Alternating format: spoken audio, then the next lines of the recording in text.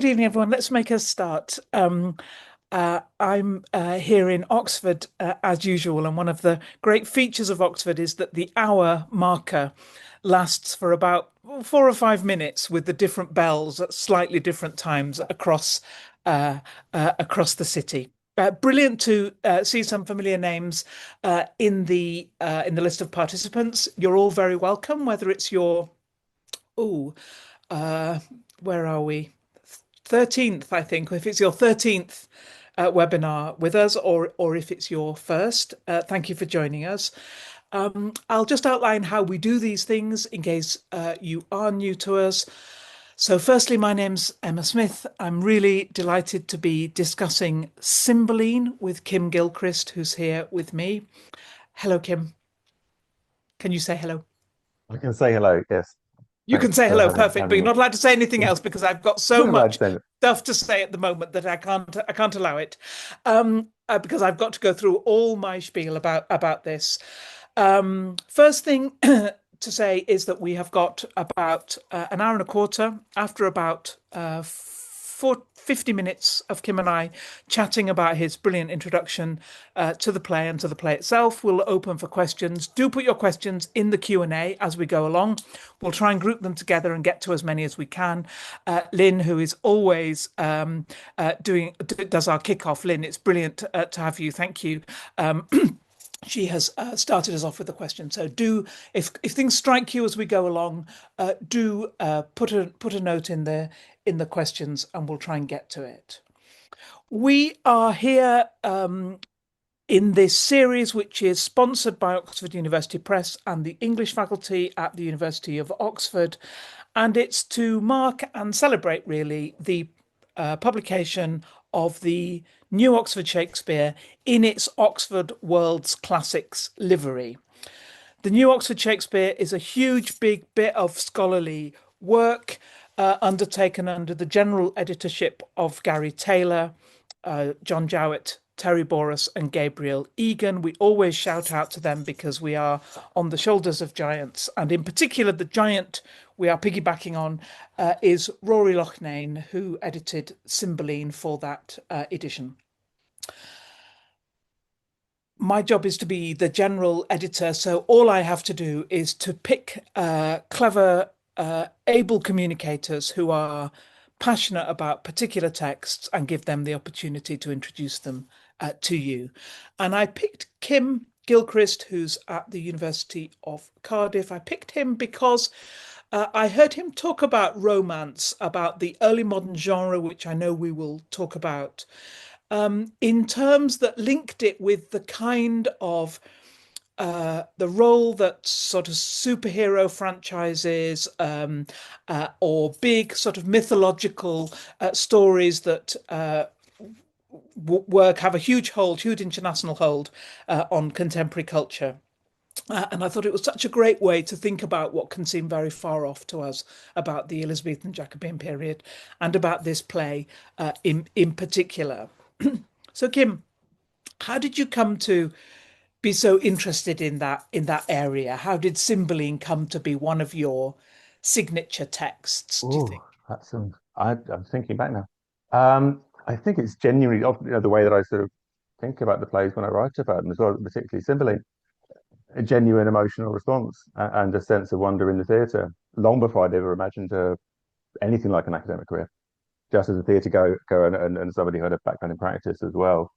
I was sort of befuddled and amazed and confused and frustrated by these plays. And the more I sort of, as the non-academic reader, just in my own sort of time, went into learning about them and exploring them and going to see them. This is all quite a long time ago now. It was these plays that we call the late plays or the romances, and there have been other names for them too, that really just transported me as a an audience member or as a reader, but just seemed to be the ones that posed the most, the ones I thought about the most, Hmm, and that that's seemed brilliant. to That's so to brilliant to think spin about off them.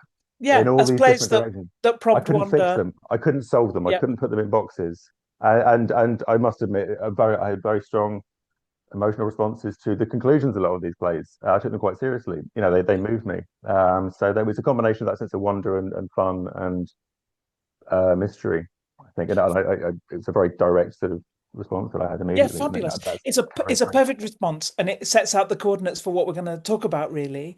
Their sort of formal qualities, the formal quality of this play, Cymbeline, what it might fit with elsewhere in Shakespeare's writing, um, the possibilities it has in the theatre, because I'm betting that many people on this in this seminar tonight won't have had the chance to see it. It's not a very not necessarily a very often performed play outside of the repertoires of big national theatres, and also the emotional whack of the ending, which I think is a great thing to remind us of, given that sometimes we can perhaps overstate the elaborateness of the plot of this play. So let's start.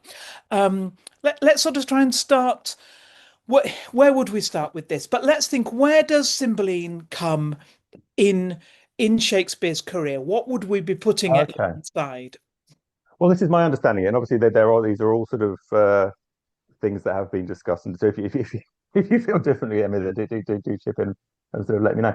My understanding of this is it comes relatively late in his career. So around sort of, let's say, 1609, I think 1610 is where sort of critics and scholars usually sort of settle it and situate it. So there are still a few more plays to come, maybe sort of up to about 1613. I think this is um, falling at a time in Shakespeare's career when he's been a King's Man for a while. They have, I think, just got the license back from Blackfriars, their other playhouse, their indoor playhouse. They're starting to perform indoors again. So some of the plays are becoming a little bit more elaborate in terms of staging and spectacle and things like that. You can bring an eagle down, for example, from the ceiling if you want to. And there seems to be this. This isn't just Shakespeare, I think. This is a lot of plays. Other playwrights are doing this at this time as well. They're going back to romance, often plays from the 1570s, from really early on. And so we're getting the more of these sort of more magical, not necessarily literally magic, but plot lines that resolve through coincidence and families being reunited. Everything that we see in Pericles and this play and the Winter's Tale. Far fewer tragic things, but plays that become very close to tragedy, like this one does. Sometimes people actually die, like here. But things get pulled back. There'll be lost children. There will be people who think that someone's died and they haven't. There might be international travel. All these things of romance, and they're coming back. And that's it's sort of a mystery as to why that is. There are lots of different theories. I've got my own. But traditional criticism, you tended to say, oh, Shakespeare is looking back over his career, he's looking back over his old plays and the plays maybe he knew when he was younger, and he's getting a bit nostalgic and a little bit sort of removed from the real world, getting sort of caught up in these fantasies. And I think a lot of critics who are quite humanist, humanist in training, maybe like a lot of critics in Shakespeare's time, I've been quite annoyed by this and quite skeptical about it. But at the time, there seems to be a real push in his work towards exploring these almost sort of fantasies in terms of plot line. But what that ignores a little bit is some pretty horrible things happen in these plays, some pretty terrible things happen in Cymbeline as well. There's a killing, there's huge amounts of threat towards Imogen. So there's this sort of real tonal mystery here that turns up in a lot of plays and a lot of Shakespeare's plays at this time. Do we take this seriously? Should we laugh at it? Mm. Is it meant to be magical? Is it meant to be a bit silly or a bit ironic? That's so funny, isn't it? Going back to your sense of these as plays that we can't fix, that it is difficult to settle that tone, isn't it? Let's just go back to that term, just thinking about what plays we've been able to cover already. Oh yeah. And we have had a Tempest webinar, but we haven't Yes. had the others yet. And I'm thinking about romance, just to settle on that again for a minute, just because Brilliant. it's one of those slightly unhelpful phrases that has or words that has a connotation now. So we're not thinking about Right. romantic Yes. comedy particularly, are we? We're thinking No. about a sort No. of medieval form, Yeah. which, as you said, has quite expansive plot lines geographically, Yeah. generationally, Yeah. Yeah. An A overlap generation, yeah. of the We magical have, and the real. yeah, and then this sense of things happening through fortune and chance rather than through sort of good sense or desert. People are reunited or they do well because fortune decides it. There are incredible coincidences. I mean, this play is full of these extraordinary coincidences. Pericles is the same. And romance, I mean, what makes romance even more complicated? You have these medieval stories. You've also got Greek stories called Hellenic romances from the fourth and fifth centuries that also feed into all of this sort of tradition. And old saints plays as well have been seen as so old religious dramas where people sort of miracles happen, and these plays sort of have what critics call secular miracles. So not necessarily caused by what would have been a sort of Christian miracle at the time. They're caused by lucky chance, Yeah, a that's brilliant.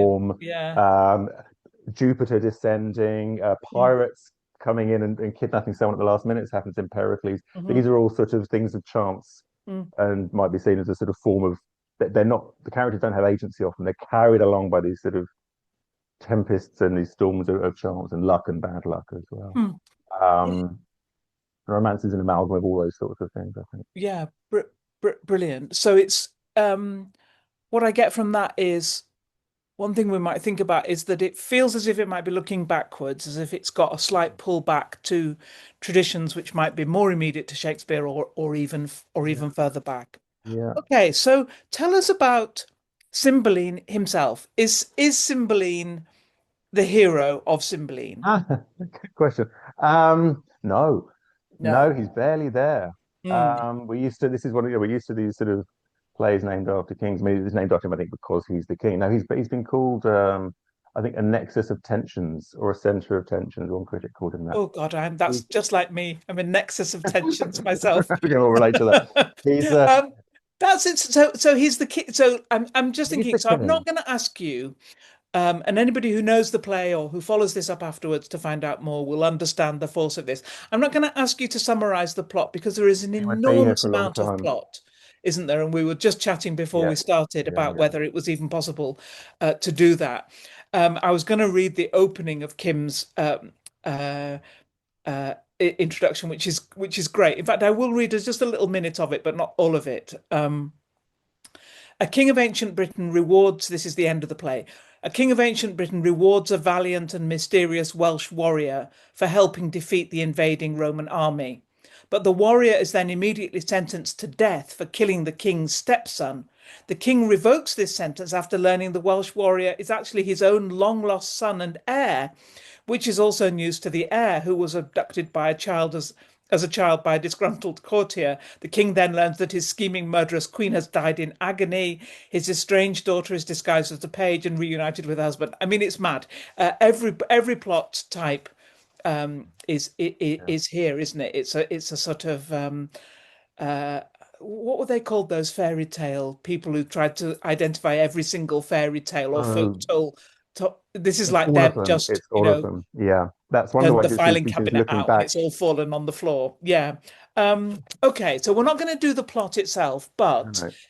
can you give me an outline of sort of where it's even set? What's the establishing That's condition in for the ancient story? Britain. It's set in ancient Britain. Cymbeline's the king of Britain.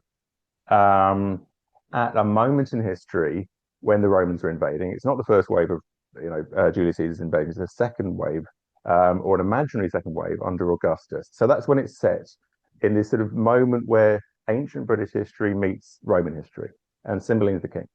Um, that's the historical, supposedly, moment when it's set. However, the ancient British history that they talk about and they describe and they reference in the play never happened. It was invented in the 12th century by Geoffrey of Monmouth, who was a writer. And in Shakespeare's time, it was being abandoned as a believed history.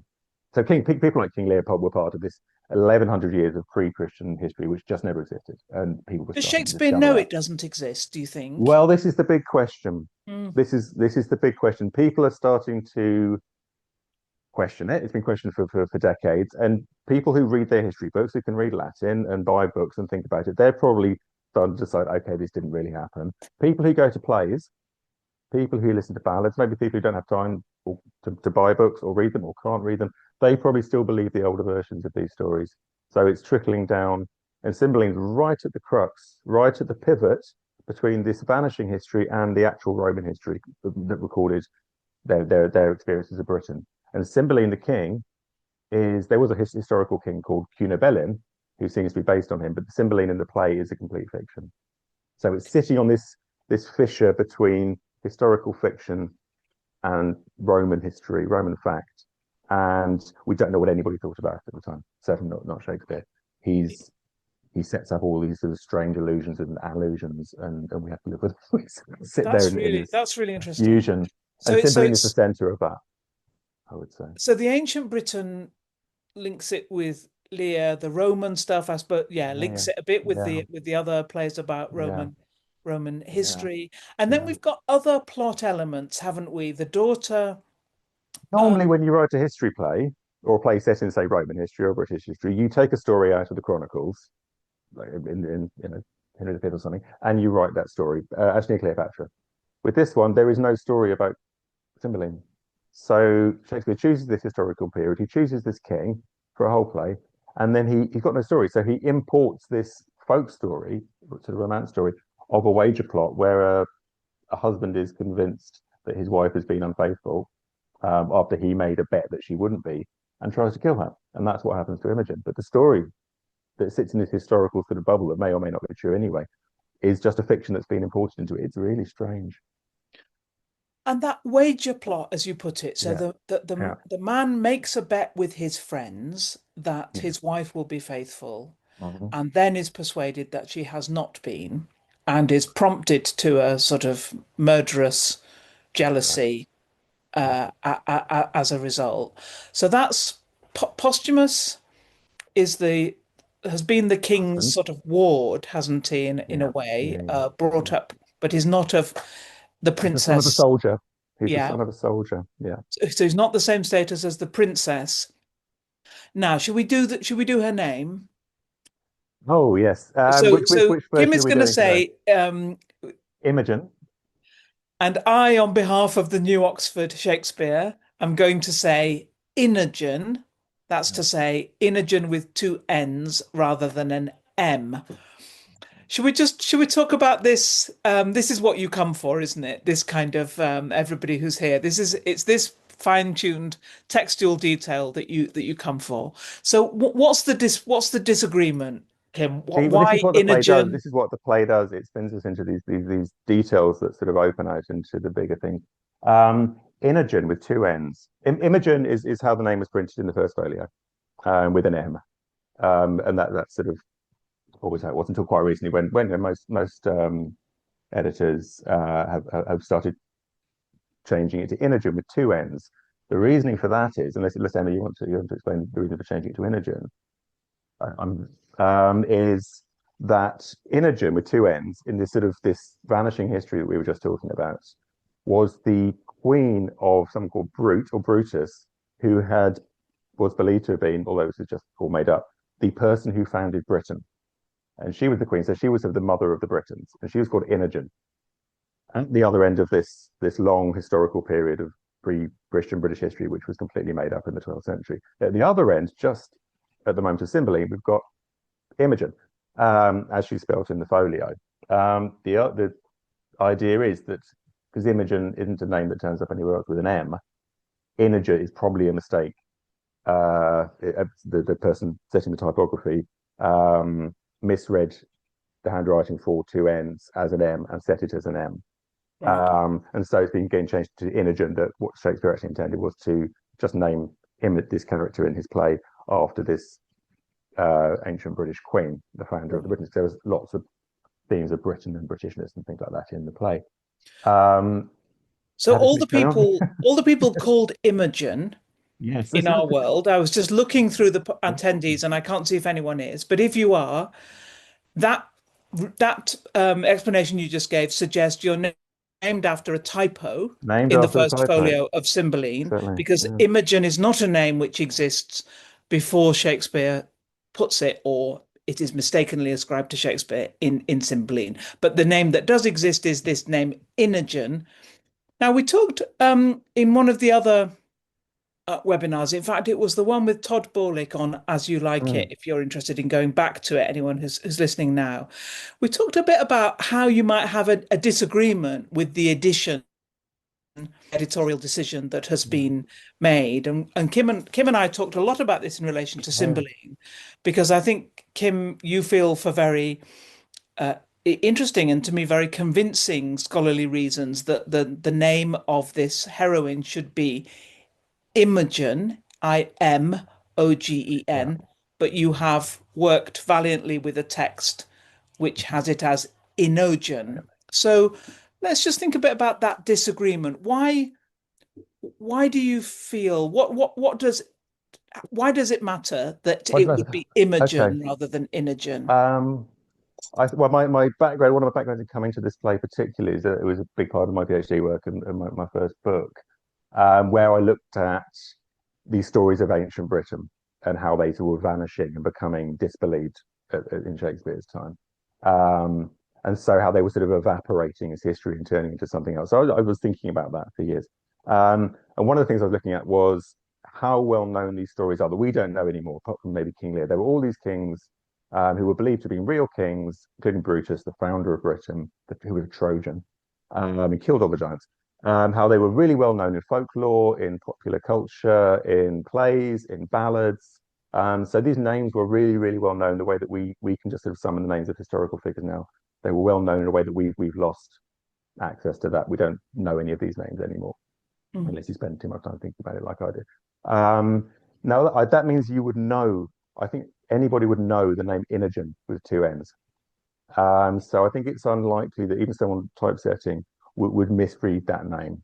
Um, That's the interesting. reason Can I, I just interrupt there? Yeah, that's a yeah, really yeah, interesting, more general point, isn't it? About yeah, if there is an unusual word in a yeah, text, the tendency for editors is to think that it must be correct yeah, because of an assumption that the default of typesetters yeah, would be to, if they saw something that they didn't know what it was, yeah, they yeah, yeah, would sort of automatically yeah. correct it to something more That's familiar. it. Yeah, I mean, that's a very, we use that a lot in editing, to say, well, if it's an unusual thing, perhaps it was intended because Yeah, otherwise it might have been yeah, evened yeah. out at an earlier point. Yeah.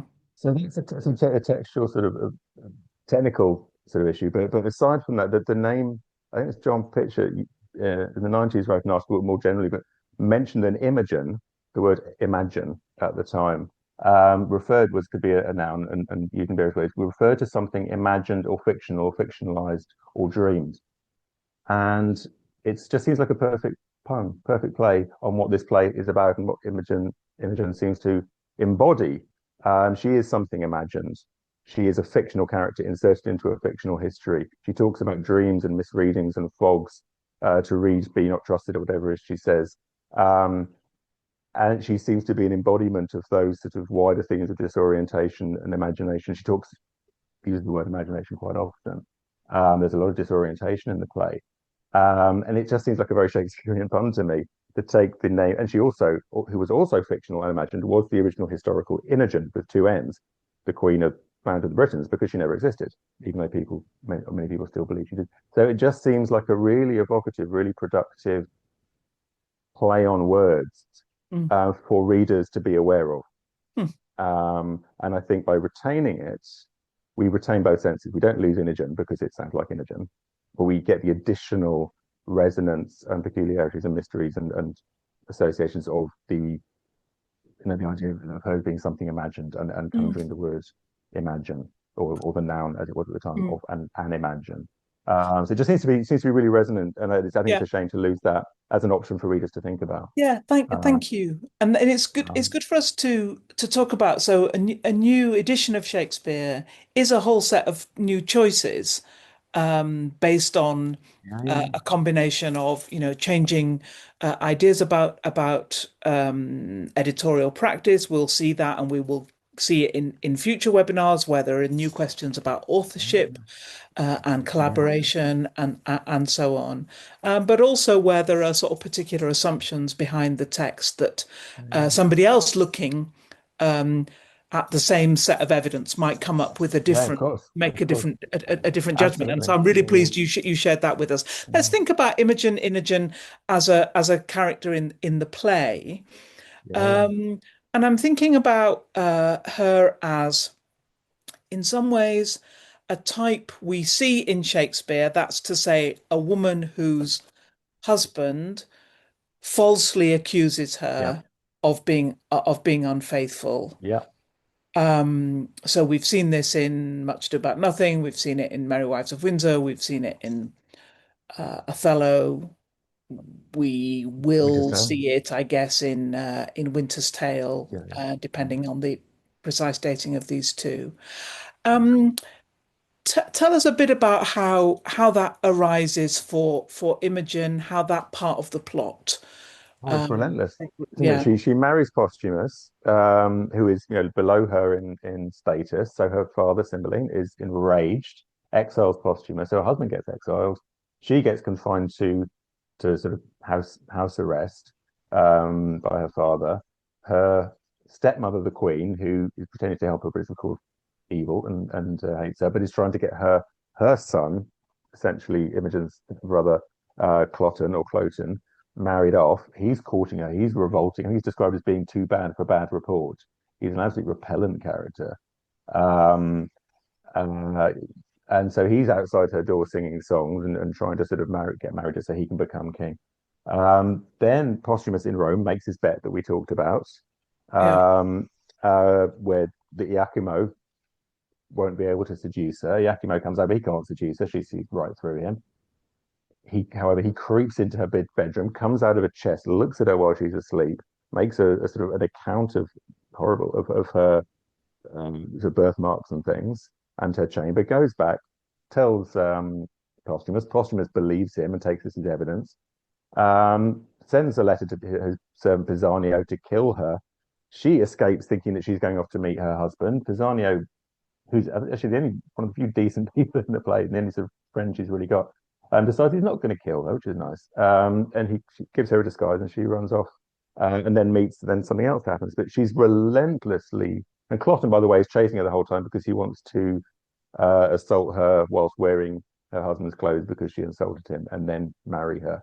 She is hugely put upon. When people talk about these plays as being sort of lovely, sort of magical, kind of elegiac nostalgic, fun things. I think it's really worth looking again at what happens to Imogen and how relentlessly pursued and abused she is. It works out okay, if you want to read it that way. But yeah, she's up against it the whole time. mm, Everybody, her stepmother, her stepbrother, her husband, Iachimo, and her father are all going for her in different ways. It's pretty horrible. yeah.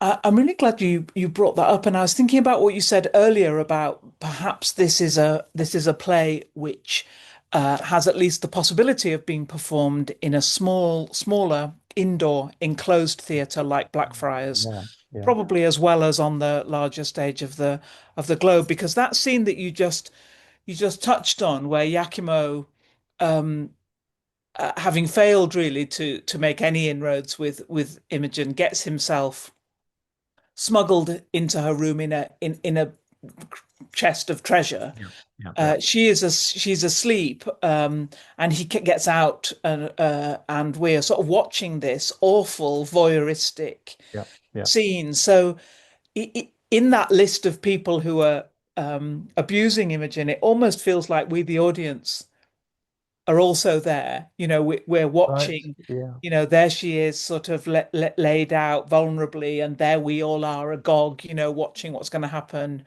Yeah, Nobody sort of sort of being helped her. complicit somehow. Yeah, that Yeah, somehow we yeah, are yeah, complicit. yeah, Yeah. Um, she goes from that into male disguise, um, and then heads heads off to meet uh well, to encounter these people yeah, in Wales who yeah. t turn out, in fact, to be her, unbeknownst to any of them, her long lost brothers. Um, why is Wales so important, do you think? Why is this phrase? I Um, can remember reading this with a group of students, and they just got yeah. the absolute giggles about Milford Haven, and that she Well, keeps saying, "Let's go everybody's to obsessed with Milford Haven," and somehow this everyone wants to get became to Milford Haven. hysterically Yeah. funny. Yeah. There's nothing funny about Milford Haven, No. but No. it is mentioned quite a bit. It's well, we're starting.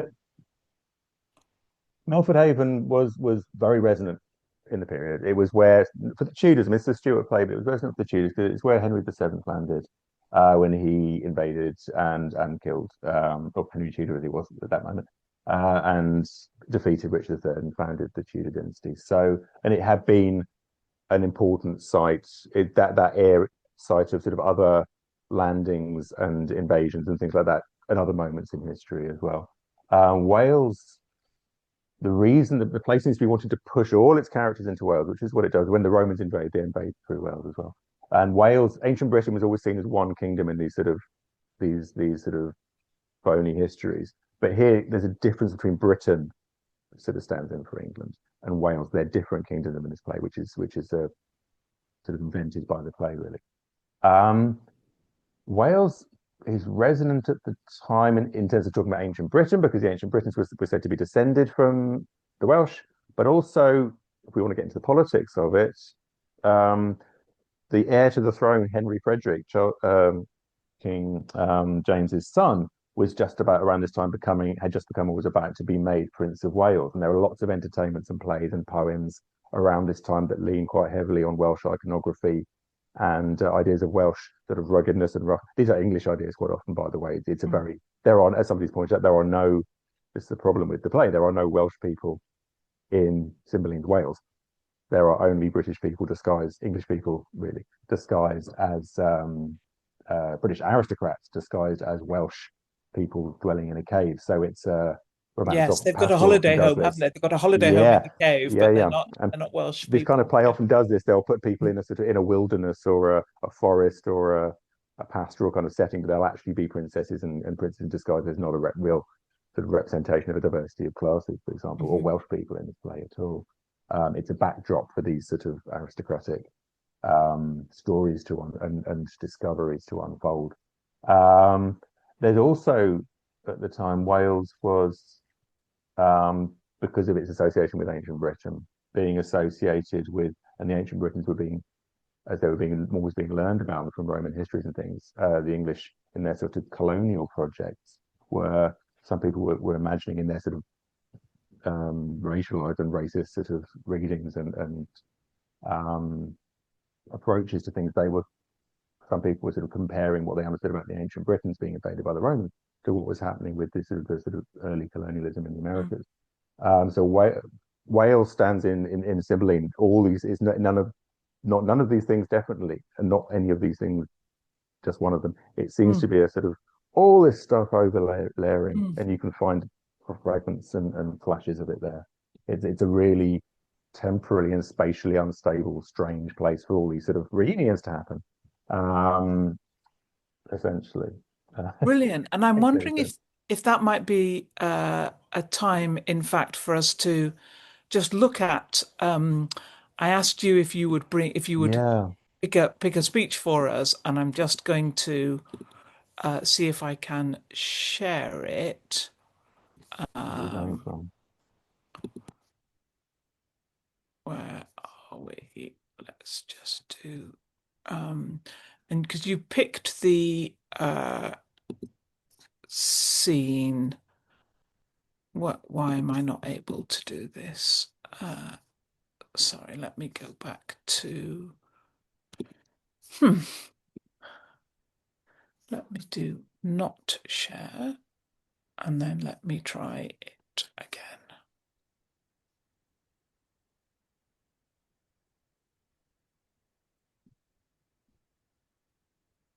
Have we got this now? Yes. Oh, brilliant. Yeah, yeah. Um, and let's do Really bored and squinting. It's video. because I'm reading off the screen. Apologies. Brilliant. Okay, so we're in the scene here. We've just been talking about Imogen meeting her brothers, but they are not known to her. And they're here with I had to think about this earlier in the week, and I thought, is it possible to do this webinar on Cymbeline without a spoiler alert? And I decided it was not. Mm.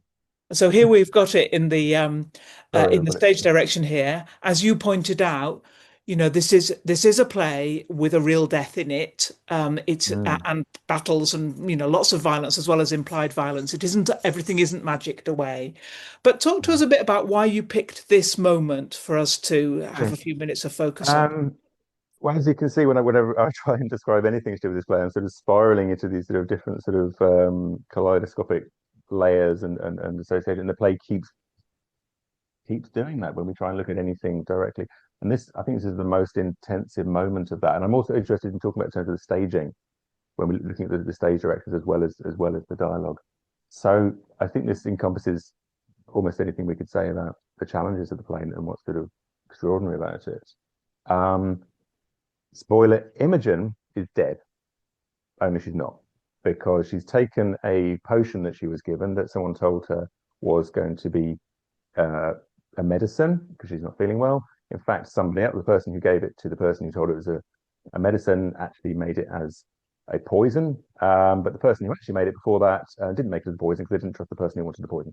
So Imogen has drunk it, and she has supposedly died. And these young men, and their supposed father that she's met in the Welsh wilderness, who think she's a boy, are burying her.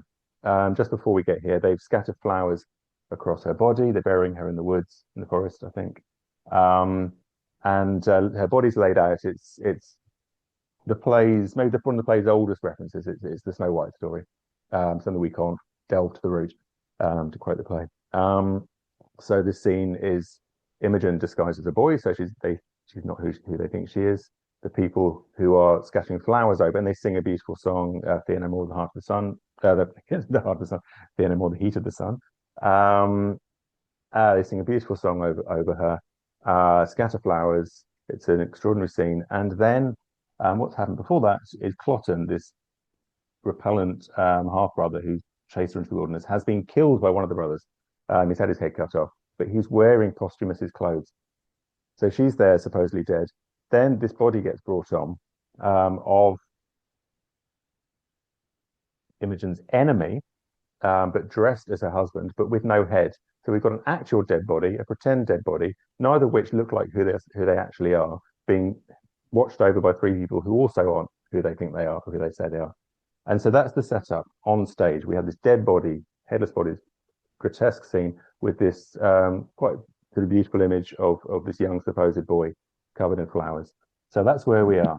And Guiderius, one of the boys, says, "We have done our obsequies. Come, lay him down." They put the body down. So we have two bodies next to each other. Belarius, who's the father figure, he's the older one. Here's a few flowers, and then they about midnight more. The herbs that have on them cold dew of the night are strewings fittest for graves. He thinks that the flowers that you pick at night, he's about to strew the flowers, I'm sorry. Flowers that you pick on night when they've got cold dew in them, best for graves. So he's picked them in the forest. So they might even be using real flowers here when they're scattering them on stage at the time. You were as flowers now withered. Even so, these herblets shall, which we upon you strew. So they're scattering the flowers over Imogen, who they think is the boy, called Fidele, meaning truth, faithful, which obviously is not true because she's not really Fidele. Come on away, apart upon our knees, which is an interesting moment as well. They kneel down and they seem to move away on their knees as part of they're shown as worshipping the sun. The ground that gave them first has them again. They're going back to ground, to the earth. The pleasures here are past, and so their pain, which is again, the language here is beautiful. So I think we can't just see this as absurd, this juxtaposition between the headless body and the not really dead body of Imogen, because the language is quite moving, or can be read as quite moving. Then she wakes up, and she working through this is often quite useful because the first thing she says, "Yes, sir, to Milford Haven, which is the way." "I thank you. By yon bush, pray, how far thither?" And it's if we're just working off the page, it's for a moment it's not quite clear what's going on. Who's she talking to? She's on her own. The only other person there doesn't have a head. What Shakespeare's doing here is what he does with Bottom in Midsummer Night's Dream when Bottom awakes from his dream. Is she's waking up in the middle of a dream that's a conversation. So she thinks she's asking someone the way to Milford Haven, which is where everybody's trying to head to. She says, thank you. And then she asks the way, how far? Can it be 6 mile yet? And there's, again, a sense of, in this play, of distances and spaces stretching out and not being quite clear. She doesn't know how far it is. She's still got some way to go. She's still dreaming it, or she thinks she is. She goes back down to sleep. And then she discovers the body. She notices this dead body next to her. She's also might notice she's been covered in flowers. But soft, no bedfellow. Oh, gods and goddesses. They worship pagan gods and goddesses in this play because it's set just about before the Christian era. And this bloody man, the care on it. These flowers, she's clearly seeing the flowers that she's strewn with, are like the pleasures on the world. These are just like the world's pleasures. This bloody man, the corpse, are the cares of the world. So the pleasures and the cares. I hope I dream. She's just woken up, but she hopes she's still dreaming. So I thought I was a cave keeper and cooked to honest creatures. She's talking about the brothers, and she has been a cave keeper, and she just cooked for them. Actually, she cuts out the roots that she cooks for them into little letters, which was referenced earlier. But it's not so. So she thinks what actually happened to her didn't really happen. It was a bolt of nothing, shot at nothing. The word nothing, it's like King Lear in a more tragic vein. In King Lear, the word nothing comes up a lot in this play.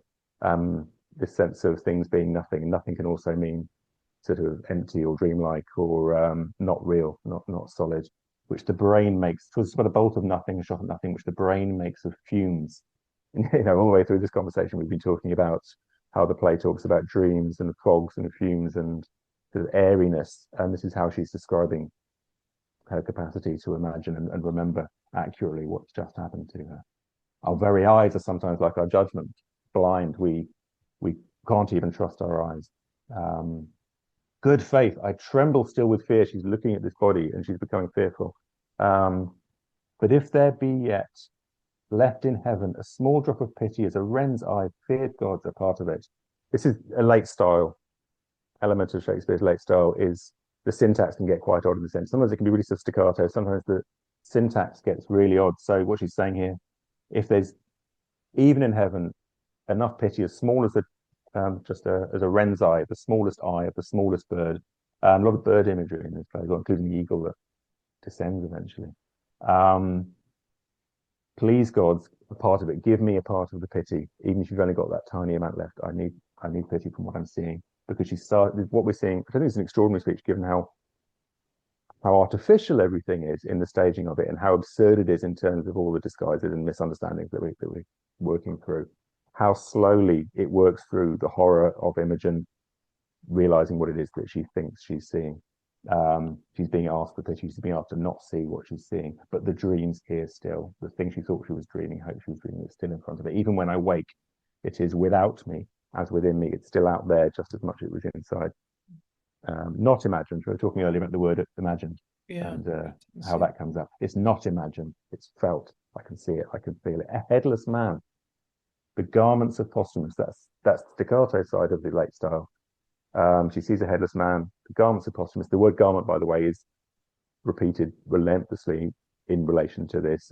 She says to Clotton, I value Posthumus's lowest garment more than I value you, and that's why he chooses to wear Posthumus's garments. That's why this word garment is running through this whole thread of the plot, and she uses it here in this moment. She sees this corpse.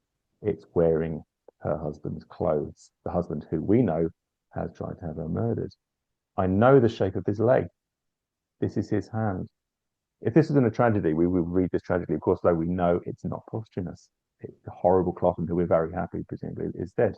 His foot mercurial, his martial thigh, the sort of classical patchwork, isn't it? Classical blazon.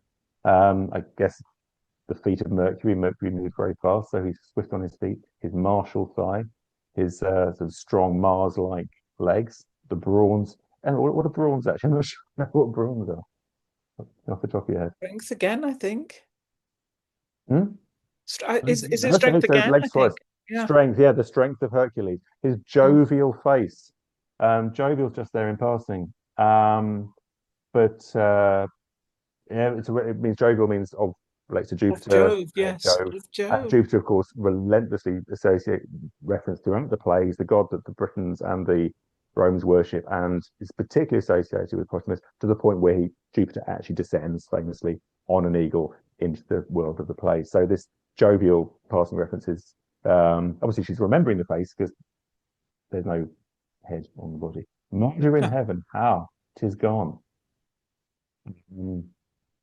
Is there It's more? Or no more for now, unfortunately. that's fine then. It's Okay, and then it sort of builds like this, and she works through.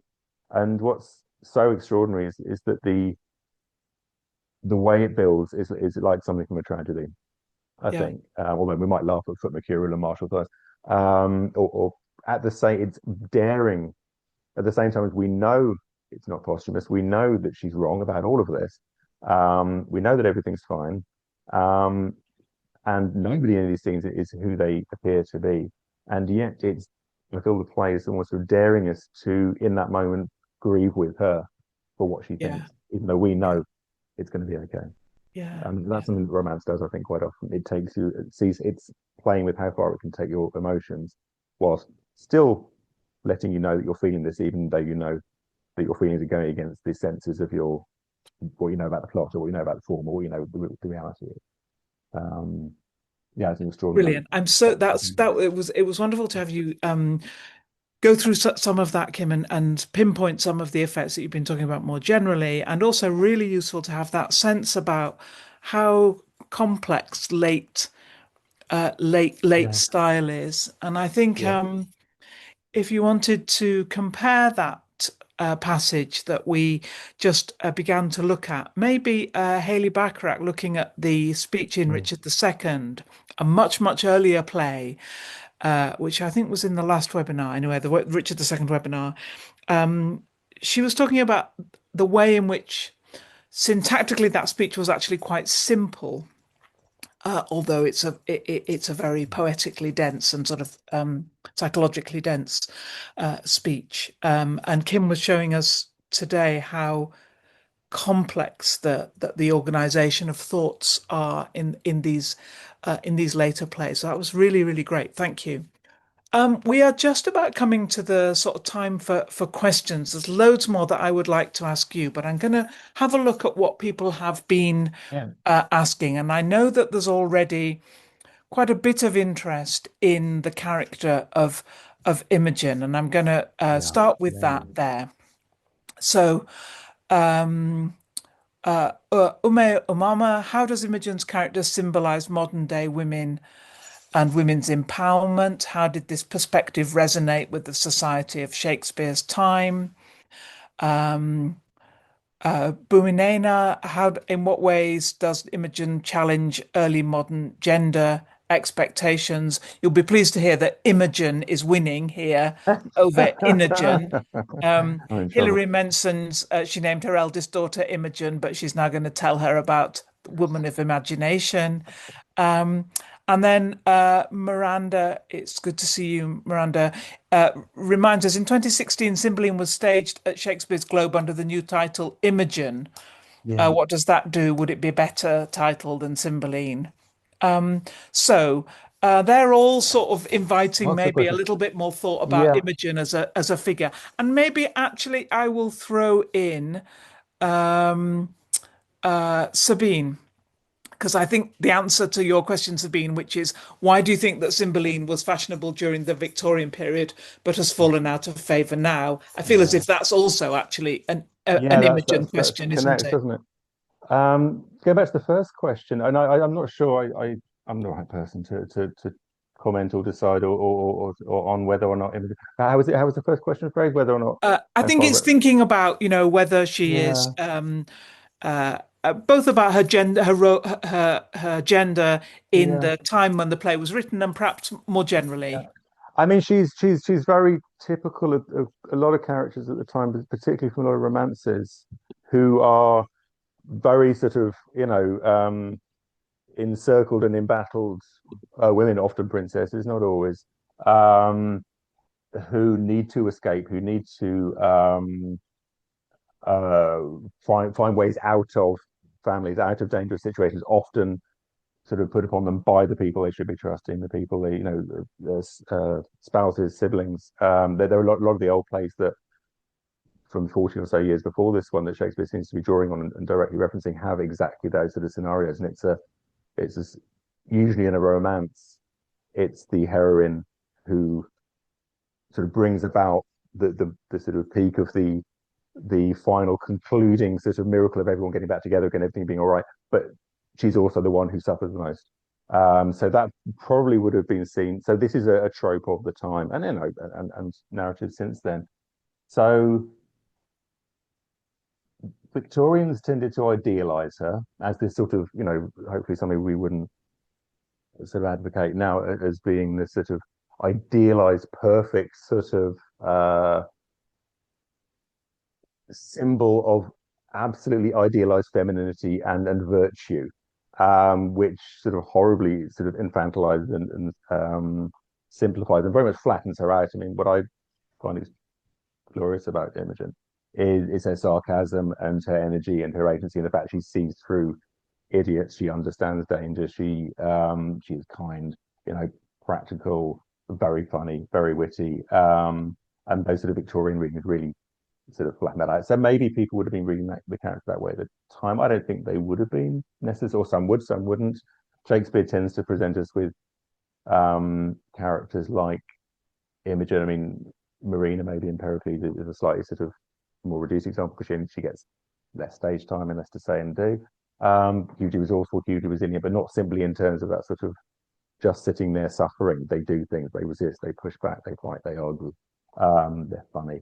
But what also tends to happen often with these, and again, please do step in and correct me, or you may see things differently, but with characters like that we from our perspective, from where we sit now, might sort of think, oh, that's brilliant, that's great. We might admire that and look for things to sort of see as sort of proto-feminist or something in the early modern period.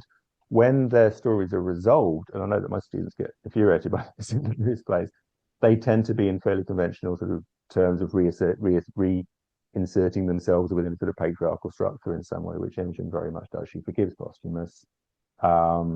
She goes back to her father without sort of complaining too much. She's happy to surrender because her brothers are rediscovered. She's happy to surrender her. She's going to be queen until her brothers turn up again.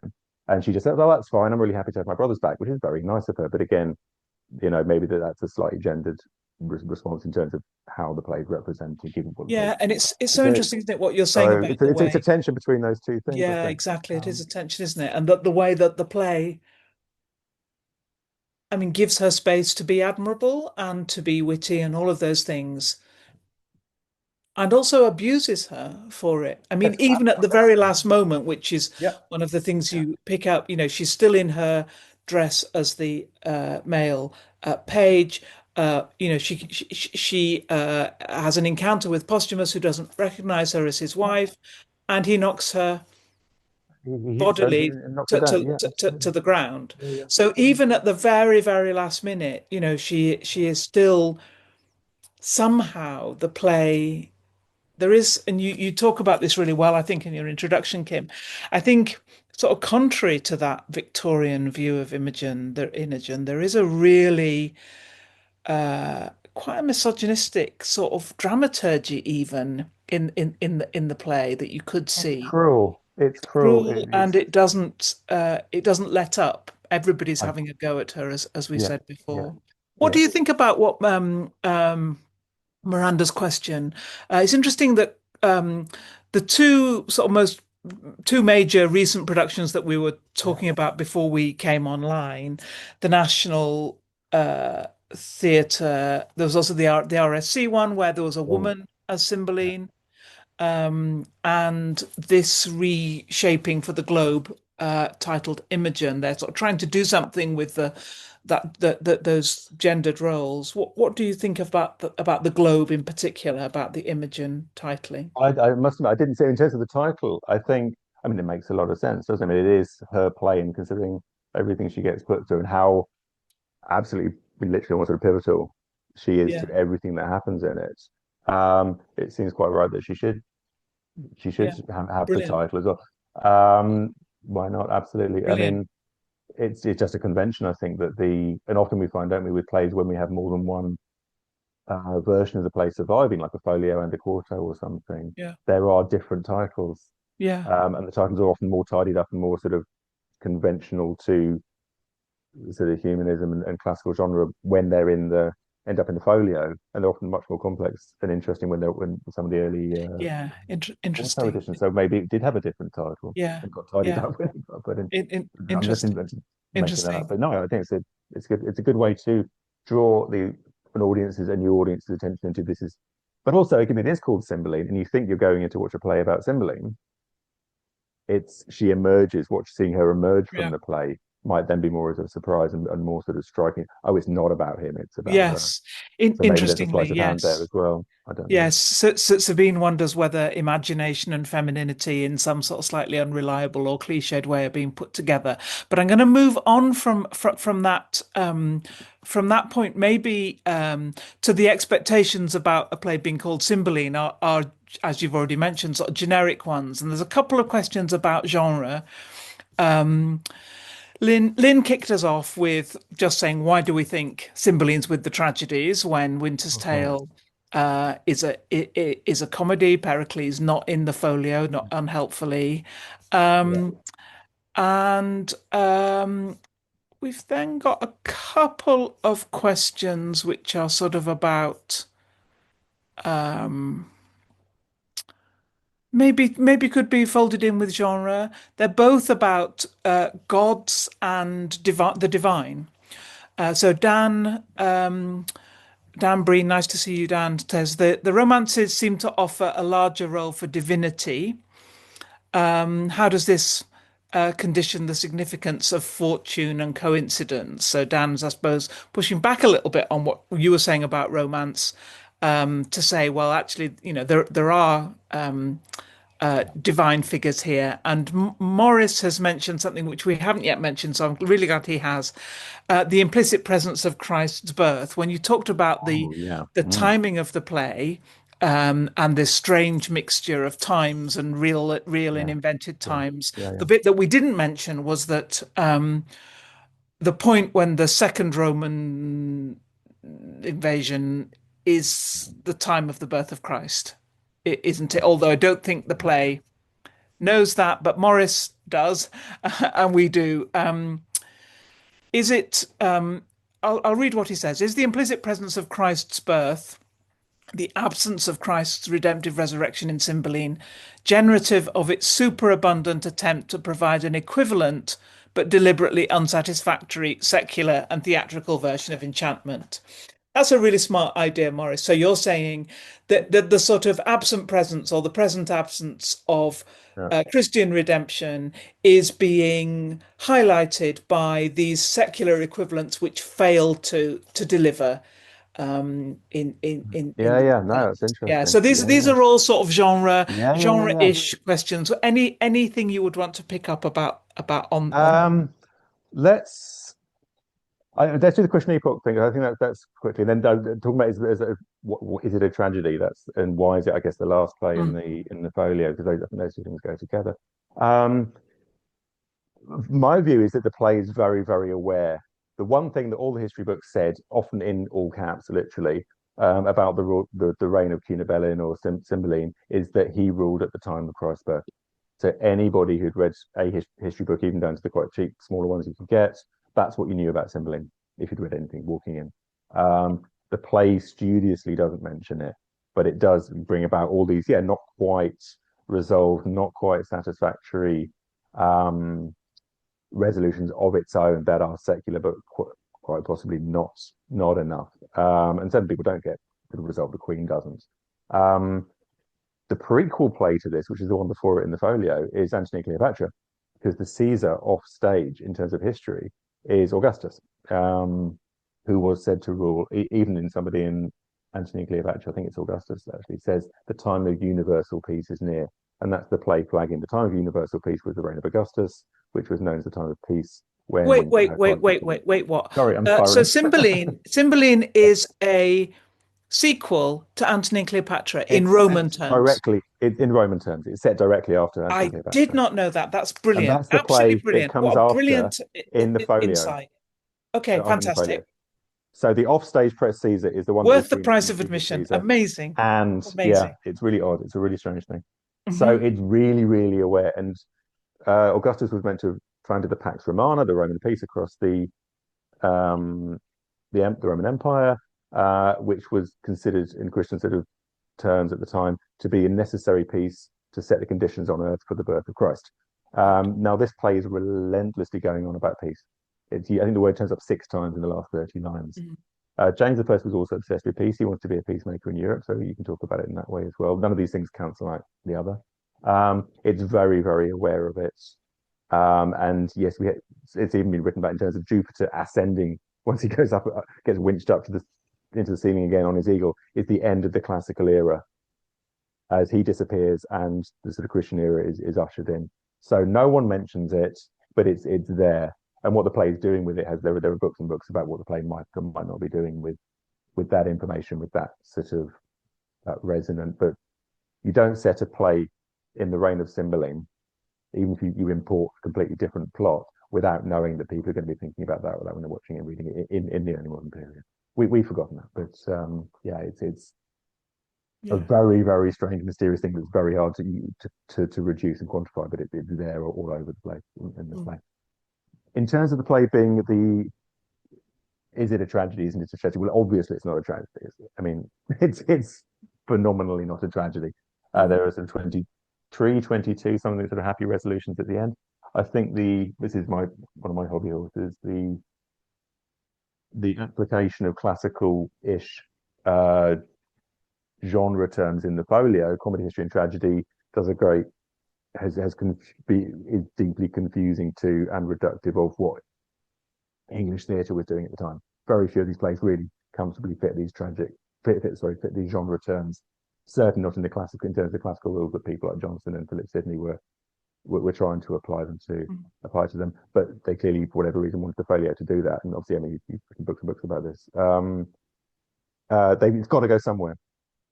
And they've decided they're going to have these 3 categories because it maybe gentrifies the form a little bit in print. I don't know.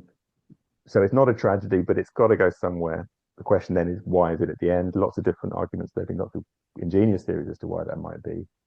The effect of it being at the end, because it's this play that looks back over previous plays, over previous genres, over all of Shakespeare's plays. There's lots of little references to Shakespeare's old plays in it.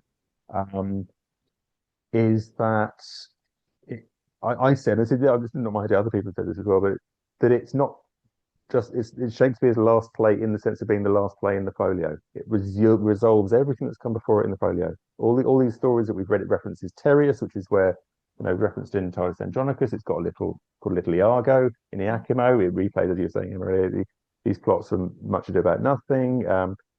There's a picture of Antony and Cleopatra on the wall in Imigen's bedchamber, the play that comes before it in the folio. I'm not going to go through all of them, but the Queen's been compared to Lady Macbeth. It's a patchwork of all these other things.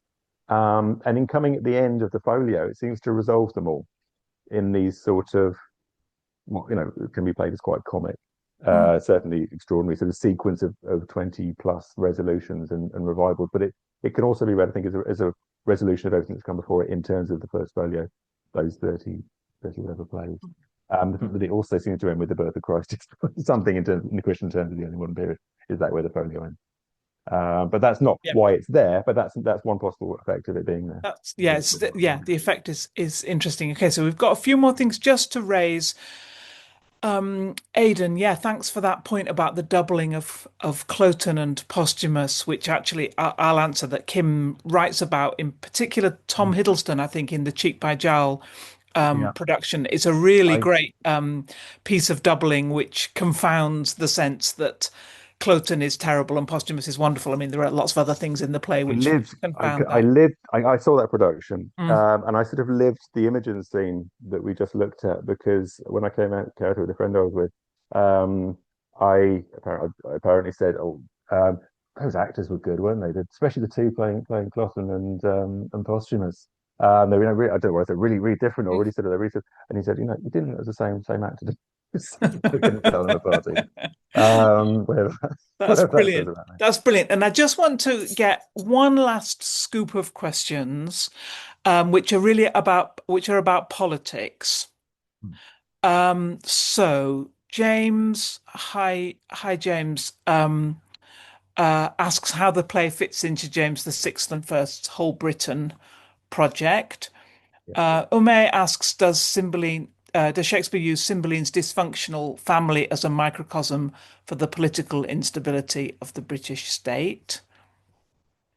Timo is thinking about the international cooperation, compromise, and peaceable coexistence at the end of the play. Timo can't possibly think why you're thinking about that today, but there we go. How does that work in the kind of romance genre? So I'll give you a chance Okay. maybe to pick those up. I've And noted those things down. Sabine, Yeah. I will answer your question. I will type an answer to your question while Kim's answering. Brilliant. Thank you. Thanks for all these questions, by the way. So going back to the first one, this was the how does it fit with the idea of sort of this is the Union Project, right? This Yeah. is James sixth and first, King of Scotland becomes King of England. Really, really fighting to create a single polity, if that's the right word, out of Scotland and England. The Scottish and the English still didn't like each other very much at all, but they did agree on one thing, which is that they didn't want to be united in a single polity.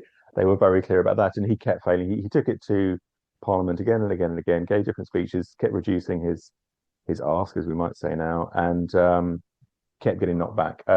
King Lear fits into that process quite clearly. Where this one comes is a bit more mysterious. It probably depends on when the play was actually written. But if it comes in 1609 to 1610, I think this is after James's project has essentially failed. So the Britain that he was working towards, to which these myths of ancient British unity were being used to shore up instead of propagandistic and sort of soft power terms. It failed, and so Cymbeline's coming. If it comes when we think it did, it's coming in the aftermath of that, and maybe I'm not saying it's a direct correlation, but its dreaminess and its sense of uncertainty and fogginess about Britain, what Britain is, how Britain is defined within the play, and it seems to be gesturing towards the fact that this ancient Britain is a product of the imagination as much as anything else. Might be a response to that. Also, to go to the third question, I think maybe it's also why the play starts looking outwards rather than inwards, and looking to the Romans and looking to international issues, because James's foreign policies very much took over after the failure of that particular domestic policy. He very much wanted to be seen as a peacemaker in Europe, largely through, which relates to the second question, largely through marrying off his children to Catholic families in places like Spain, which he worked on for years in terms of diplomacy. It's also there was this idea of Rome and Britain working together. That can be seen, I think, in two ways, because yes, I mean, it's very sick. Another weird thing the play does. He refuses to pay tribute. The Romans invade because he won't pay tribute. He defeats them and then decides he's going to pay tribute. Unpack that. It's pretty puzzling. So there is this sense of union and diplomacy and sort of, and even when they're fighting each other, the Romans and the British are very polite to each other, actually. There's also a sense, I wonder if, because of the sort of the early colonialism that's happening at this moment, that there's the play, or there's something to be read from the play that's saying, hey, Europeans, let's stop fighting, then we can go and, focus our attentions and our violence and our energies on sort of plundering other places more effectively and efficiently if we don't fight amongst ourselves. I wonder, because this idea of the Roman eagle flying west is about this idea of what's called the translatio imperii, being in maybe Britain and saying we're the empire now. I get it, Romans. That was a popular idea all over Europe. They all thought they were going to be the new Romans, whichever sort of kingdom or state it was. But also the idea of going westwards in terms of colonial imperial ambition, which is, I think, a much darker and probably more political reading of the policy. Family politics as the state of Britain, quite possibly, I think it's also quite specifically connects to family politics in terms of James and his family, because his peacemaking policy in Europe was really unpopular with people who were far more militantly Protestant, and wanted to have more sustained war, and more than there currently was, against places like Spain and the Netherlands and states like that. One of the main proponents of that policy was his son Henry, who was warlike and seen as being warlike, and it was the great hope that they would be a much more sort of Protestant militant and literally militaristic and warlike sort of policy when Henry eventually took the throne. Henry's coming into his own at this time. Just he died a couple of years later, but he's just about to be or had just become Prince of Wales. So we've got Wales, and in Wales we have this very warlike young prince who's been trained up to be a real soldier and a real man, Guiderius.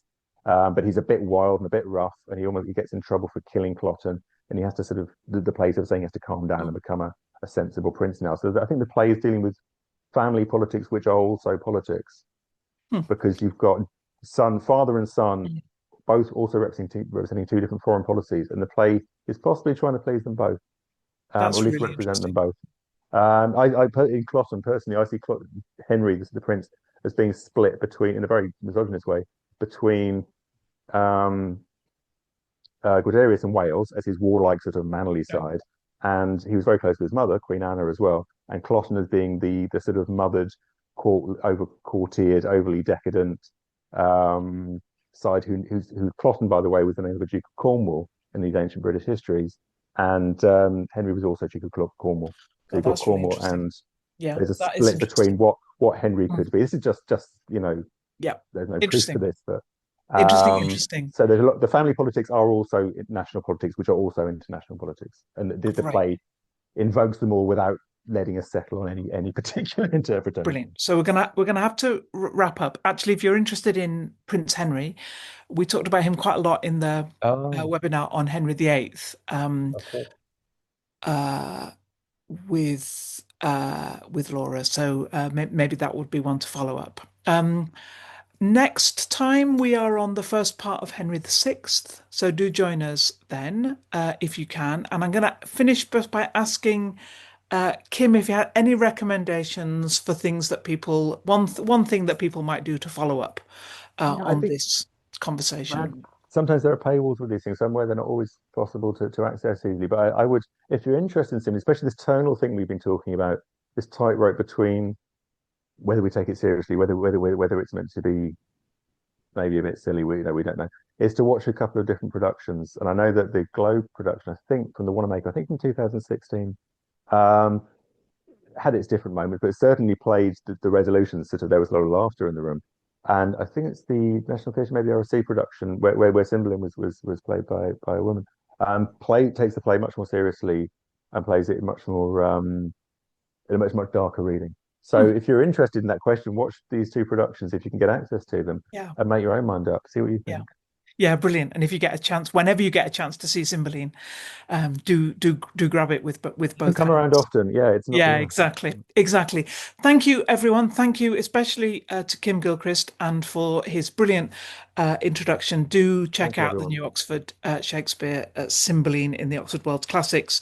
Thanks for being with us. Thanks for your questions and look Thank you, Anna. forward to Thank you. seeing you next time. Thanks a lot. Thanks so much. Goodbye, everyone. Bye.